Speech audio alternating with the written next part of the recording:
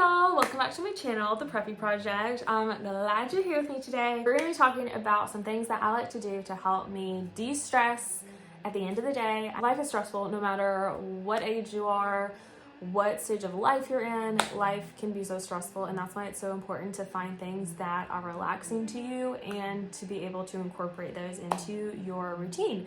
And so I have found some things that I really like doing, and they help me with just being able to decompress after I come home from work or school or whatever. So let's get started. So I'll start out, I have all the things in front of me here on the floor, and I'm just gonna go through each one with y'all and talk about what it is, when I do it, things like that. So maybe this will give you some inspiration on maybe some hobbies you want to get into that could be helpful if you're one of those people who comes home from like school or work or whatever and you just feel like very on edge. Then these are some activities that I like to do to give me some peace of mind. And I will say I'm at a place right now where I am very lucky to be able to come home, and like right now, while I'm still in school, to save money on being able to pay for school without having to take out student loans is I have been living at home with my family. And so I am incredibly lucky to be able to come home from school and I can like talk to my family to process whatever, and tell them like how my day was, hear about their day, things like that. And I feel like for me that is important to have people that you can talk to help you just process through what you're feeling and just to get it out. Now everyone's different, but I'm the type of person where I want to go like talk to someone about what I did that day, blah blah blah, whatever, spill the tea, and then I want time for myself. So it's like I feel like I need the balance of being able to talk to people and then also having time where I'm like completely alone in my room and it's totally quiet. And so I will say like that is such a privilege, because I know other people who come home and maybe they had a full day at work, but now they're coming home and switching over, and now they're in mom mode, and now they got to take care of their kids, and the responsibilities of life never stop no matter who you are. But I will say that this is a special time in my life where I can come home and be able to just like be by myself. Just wanted to say that everyone can find things that they can do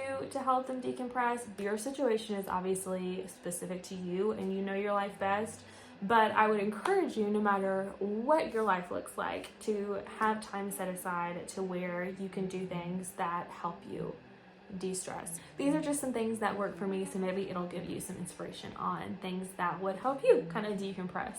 So let's start out. I'll start with my first thing that I have gotten into recently.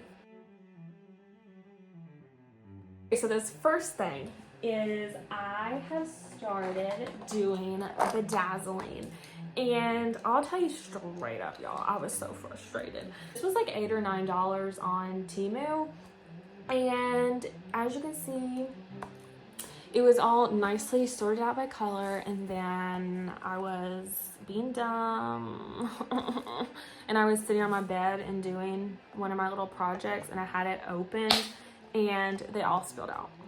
Like it tipped this way with the lid open. So then I had like, a few thousand beads on my bed. So then when I cleaned them up, this is what they are now. So now they're a mix. I've just been doing projects where I haven't had to sort through and find the colors. So now I know if I was going to order them again, I guess the safest thing to do is to buy a kit that has individual little containers of each color. Like that's the only thing I can think of, because even if you're sitting at a desk or whatever, you could accidentally knock it over, no matter what you're doing. So I don't know, girl. But I'll show you what I've been doing. So like I did this with my little bedazzling. So I did my little eyelash curler, and I did this one obviously in multicolor, so I didn't have to sort through any colors, but I think it turned out, cute. I love it. So yeah, so that's the first thing I did. Second thing I did was I bedazzled by Bare Minerals container. So it would probably show up better if I would have done the cursive E in all one color, but like I said, I didn't want to sort through to find all that specific color. I mean, it was already hard enough finding only blue and green, so that's what I did. And then the glue that I use is this stuff. I chose this over the E6000 or the B6000, whatever people use, because this one's supposed to be non-toxic. Some of those other ones said that you're not supposed to be breathing it in and it needs to be in a well-ventilated place. And so I'm like, probably not great. So I researched it and people said this was a good one. So it's just called Gym Tac. This stuff is kind of expensive. It was like $9 something, so almost 10. It was like $10 after tax, so it was a little bit expensive, but I like it because it is permanent. You can use it on fabric and it's supposed to be washable, but when you put it on, it goes on white and then it dries to clear. And like, I'll show you on this thing, like they are on pretty well. Like if I go like that, I'm scratching it and they're not coming off. So yeah, I would say they're on pretty nicely. So I like this glue. So I use this glue with my jewels, and then the easiest thing that I've found is I had this little kit from an old diamond painting kit I had, and I just pour the jewels into a little tray, shake them around so they lay flat in the little grooves, and then this is the diamond painting pen, and I just put the wax that it comes with in here in the end, and then that's how you can pick them up and put them on your thing. So that's what I've been doing like when I come home. I think it's so fun to just like put on a nice little YouTube video or like a little podcast, whatever, and then sit there and put diamonds on. It's just one of those things that's relaxing, you know? And plus it's like, it's not a huge investment, because once you buy the tools and the beads or the tools and the diamonds and the glue, then you can just bedazzle anything that you already have. Like you don't have to buy new stuff to bedazzle. Like that was stuff I already had, you know? So that I've really loved getting into. So the next thing that I like to do is I like to do jewelry making. So this is my box of all my jewelry making stuff, and this is stuff that I've collected over the past couple years of making jewelry, and pretty much all of this stuff is from Hobby Lobby when it goes on half price. So like all these things, you know, all the jewels, and then all the individual jewels and things I keep in these Dollar Tree little cases. So this is just another way for me to like come home, like put on something to listen to in the background, just like come in my room, sit on my bed and decompress. Because honestly, like when they talk about like empathy fatigue and compassion fatigue, yeah, it's like a real thing, okay? Your thrift store has crafty stuff. Look at your thrift store too, because I found these things for $4 and somebody had donated these like kit of the month beading kit things, and they came with all the beads and like the hardware, all that kind of stuff. So that was another good place if your thrift store has it, because this little bracelet right here came from one of those kits, and it came with actual howlite beads. So yes. Oh my gosh, and I have to show you these too. These little Buddha girl bangles I got at the thrift store for $2.99. Can you believe that? When I saw them, I'm like, oh, is that the Buddha bangles? Because these things are like very expensive and they're just really cute. Look them up because they have like a cool, I feel like it's all just like a marketing tactic, but I like the intentions and the affirmations and stuff like that that they try to incorporate into them.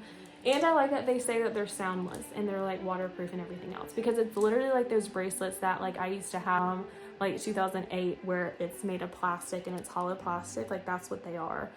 It's like coated, you know, it's on the inside of a plastic tube thing. So I don't know, I love them. Side note. On to the next thing. The next thing that I've been trying to do at night is I've been trying to read more, and it was like I really got into the habit of every single night doing that NCE book, and to me it was a good experience because for like over a month every single night I was reading this book and then going to sleep, and I just thought it would be really great if I could keep that little routine up. I have just been trying to turn off the electronics.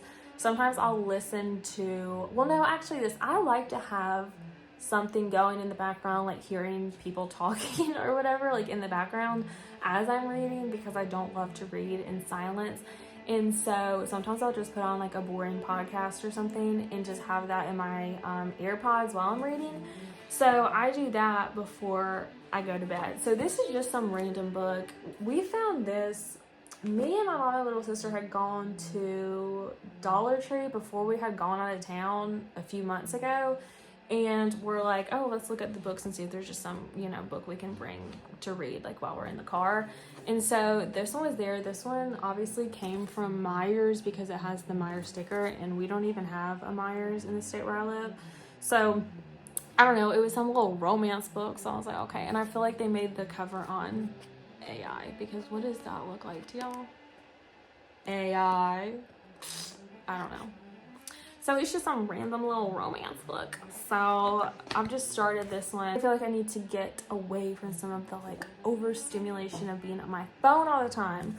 So I've been trying to do that at night, and that has been another way that I have kind of de-stressed at night, is to read one of my little books.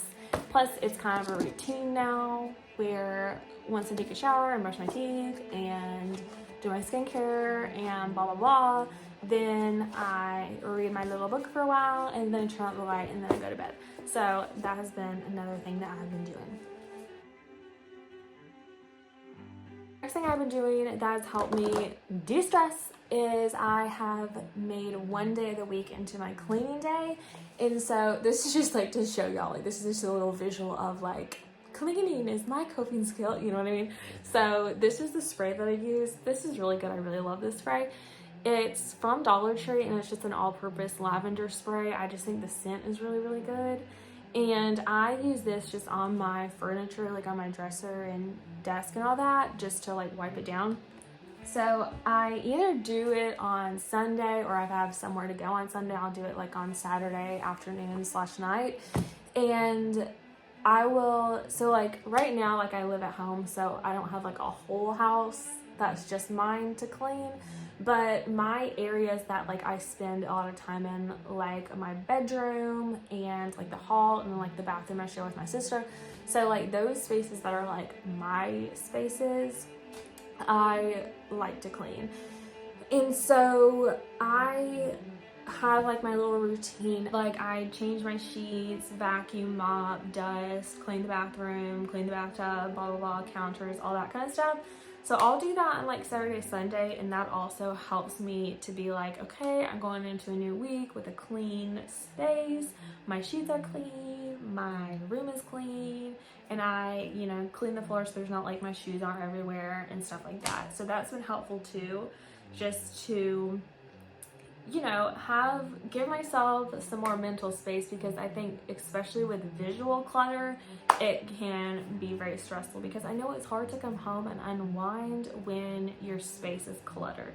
So that's just another way that I have been helping myself just to have more like a mental capacity, mental space to handle things. That kind of brings me to my next thing, and that would be using a planner. And this is my planner that I've been using that I love, that's also from Hobby Lobby.